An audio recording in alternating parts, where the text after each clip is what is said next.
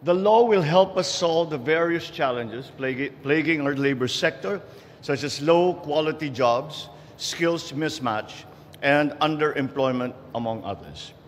We will continue to provide support and other incentives, such as increased access to financing and capital to promote self-reliance and spur employment generation. Sa pagpasa ng batas na ito, binubuksan natin ang isang bagong yugto sa ating bansa kung saan mayroong sapat at dekalidad na trabaho para sa lahat.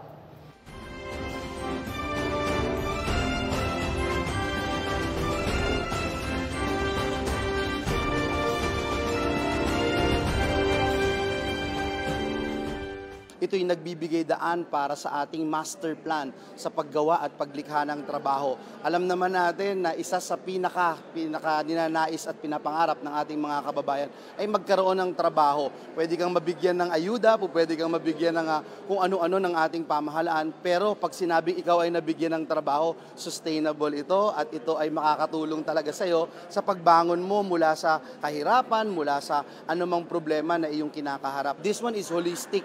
Lahat ng plano natin sa paggawa at paglikha ng trabaho nakapaloob dito. Mula po doon sa paghulma ng ating mga curriculums, sa mga pag-develop ng ating mga training regulations, mga skills development program, masisiguro natin na ito'y nakaangkla sa isang direksyon. Direksyon na ginawa ng ating pamahalaan upang sa ganoon masiguro natin na may trabaho na naghihintay sa ating mga kababayan.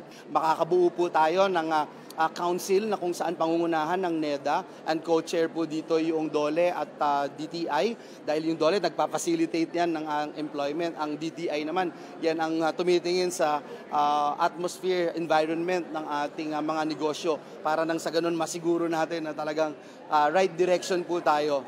Sa mga kababayan po natin, isang karangalan po ang maging parte at principal author and sponsor nitong trabaho para sa Bayan Law. Nagpapasalamat tayo sa ating Pangulo dahil ninanais niya na magkaroon po kayo ng trabaho. Hindi po bigyan lamang ng isda, kung hindi turuan, papaano mangisda at papaanong mabuhay ng disente, marangal at higit sa lahat mapagtagumpayan ang anumang problema o pagsubok na ating mararanasan dahil may trabaho po tayo. Pag may trabaho po kasi tayo, may pambili tayo ng gamot, may pampaaral po tayo, nakakatulog tayo ng mahimbing sa gabi at alam natin merong mas magandang bukas na naghihintay para sa atin. Ito ang regalo ng ating Pangulo at regalo ng Kongreso sa ating mga kababayan.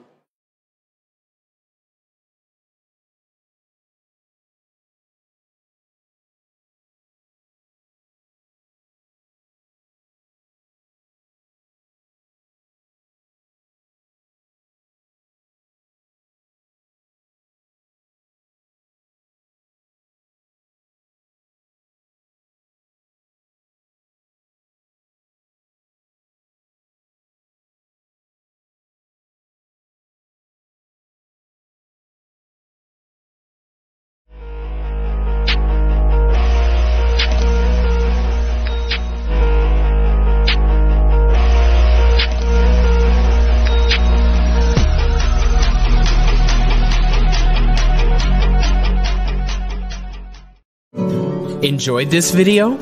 Hit the like button and share with your friends. Also, subscribe to our channel for more videos like this. Thanks for watching.